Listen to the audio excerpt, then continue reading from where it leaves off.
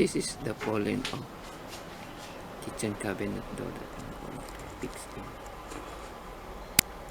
Okay, so this is the press hole that I've done before. This is the original hole where the first time that door was fallen off.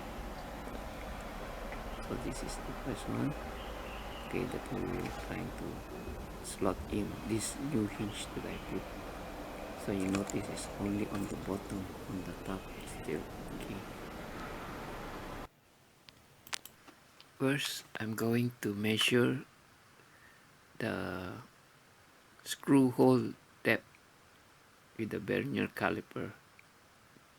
So after zeroing, I'll insert this to the screw hole on the top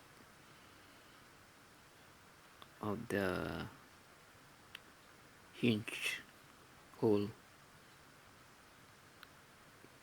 Yep. So now I have the measurement. Okay, so this is the measurement, about 24.2. Okay. Now I need to zero again because I'm going to measure the bottom hole of the screw hole or the hinge base. Okay. So I need to zero again and I will insert to make sure. Okay, so I have the measurement, so it's about 24.7. Okay. I bought this wall anchor and screw set which I will use to insert inside the screw hole, and hopefully this will keep the metal screw inside it. Okay, so this is the wall anchor and screw set. Set open. I notice there are two different sizes. Okay, I'll take one of it and I want to check how long is it. Okay, so this is near to the depth of the screw hole. It's about 24.7. And then I'll take the other one. Okay, so this one is a bit long. Yeah, so I think I'll use this one, the first one. But you want to see the screw. Okay, the screw length of that one. Okay, I think it's just nice. So yeah, I will use this to insert. This is the wall anchor that I will use. Okay, I will insert into the screw hole and see if it's in. Okay, can go. Then I will get another one for the other screw and try to fit in. Okay, it can go in just nice. Okay, so we will use this.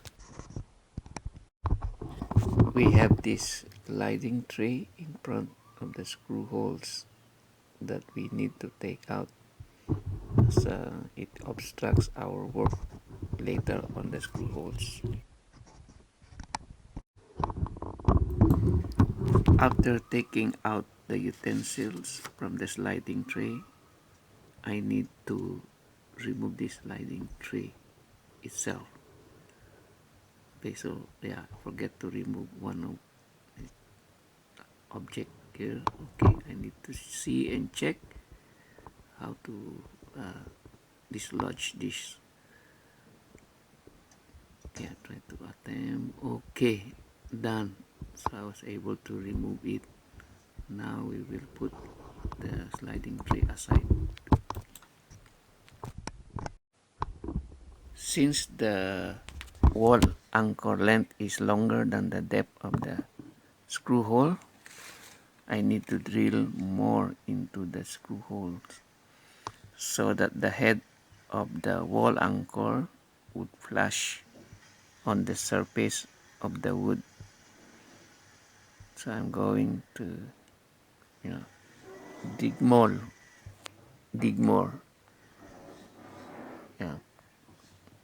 Okay, now then I want to try to insert the wall anchor inside. Okay, it is still protruding. Okay, I'll try to drill more deeper. Okay, I think it's already too deep now. Okay, just the drill bit go in through the hole. Okay, I'll try again. See whether I can get in. Okay, it's very tight on the top, the bottom. Yeah, still protruding. Okay, it's a bit tight. Okay, then I need to drill it to drill through, but make the diameter of the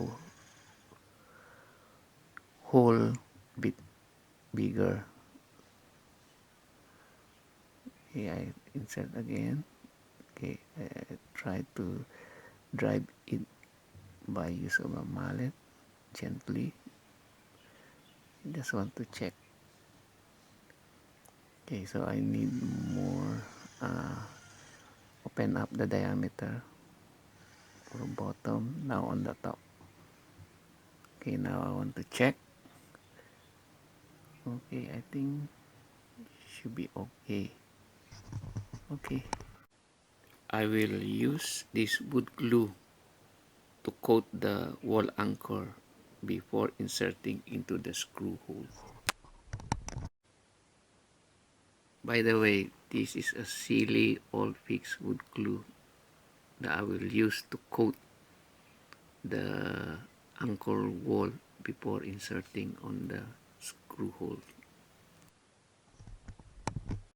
Now applying a coat of wood glue on the outer diameter of the wall anchor.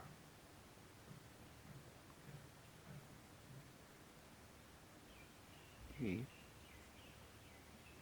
Yeah. So I just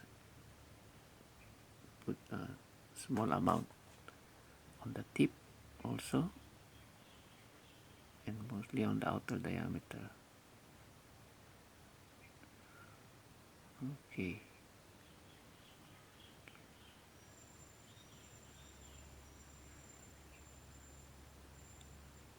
Okay, it should be okay. Now I will insert it to the screw hole.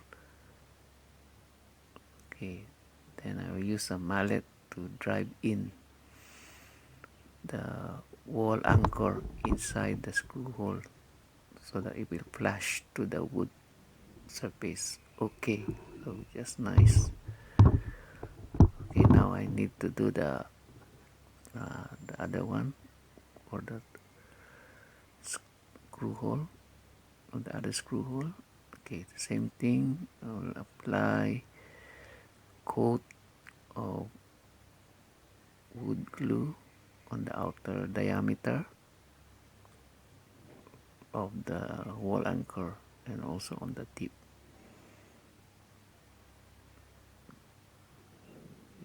Okay, make sure that all surface are with the wood glue. Okay.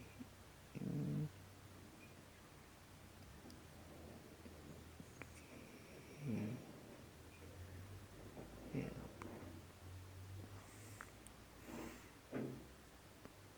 Okay, so yeah. Okay, now I will insert. Okay, then same thing, I will drive it inside the screw hole using a mallet to flush it on the wood surface. Okay, should be okay.